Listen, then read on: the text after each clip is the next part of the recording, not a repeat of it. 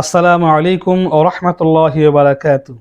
আজকে আমরা একটি গুরুত্বপূর্ণ হাদিস, যদিও বর্ণনাটা একটু দুর্বল বা একটু জয়ীফ, কিন্তু আমলের জন্য এটা আমল করা, গ্রহণ করা খুবই সুন্দর একটা হাদিস বা উচিত। আমরা এটা আমল করতে পারি বা গ্রহণ করতে পারি, যদিও বর্ণনাটা একটু দুর্বল।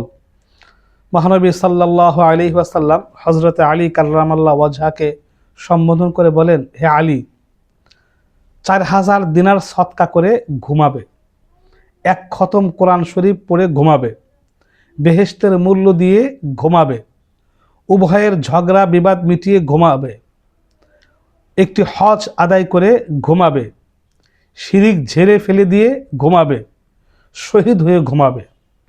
হজরতে আলী কাররামাল্লাহু ওয়াজহা বলেন, ইয়া রাসূলুল্লাহ, এ কাজ আমার জন্য খুবই কঠিন, আমি কি করে এটা করতে পারি?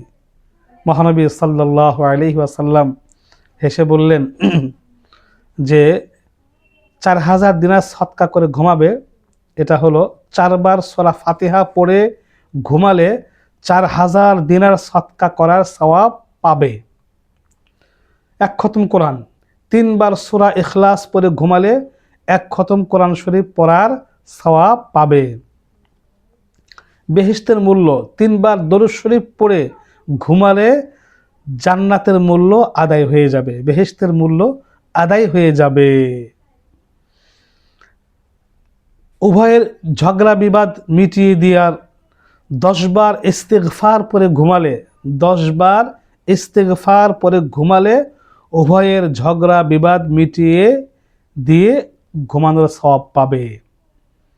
তারপরে 4 বার কালেমায়ে তামজিদ, 4 বার কালিমায়ে তামজিদ পরে ঘুমালে একটি হজের সওয়াব পাবে। শিরিক ঝেড়ে ফেলে দিয়ে, অর্থাৎ তুমি যদি ঘুমানোর আগে সূরা কাফিরুন, কুল ইয়া আইয়ুহাল কাফিরুন, এই সূরাটি তেলাওয়াত করে ঘুমাও, তাহলে শিরিক ঝেড়ে ফেলে দিয়ে এই ঈমান বুকে মুখে ধারণ করে ঘুমানো হবে। তাই ঘুমানোর আগে এই সূরা কাফিরুন একবার পড়া, তাতে শিরিক চলে যাবে, ঈমান বুকে মুখে ধারণ করে আমরা ঘুমাতে পারবো।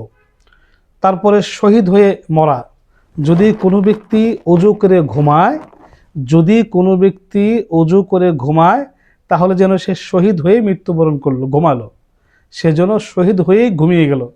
যদি কোনো ব্যক্তি ওযু করে ঘুমায়, তাহলে সে ব্যক্তি যেন এই শহীদ হয়ে ঘুমিয়ে গেল। যদি এর মধ্যে মৃত্যুবরণ হয়, আল্লাহ পাক রব্বুল আলামিন তাকে শাহাদতের মর্যাদা দান করবেন।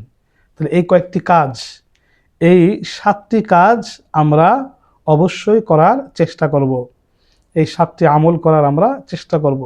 এর মধ্যে অনেক ফজিলত, অনেক নেকি রয়েছে। আল্লাহ পাক রব্বুল আলামিন ঘুমানোর আগে আমাদের এই 7টি কাজ করে ঘুমানোর তৌফিক দান করুক, আমিন।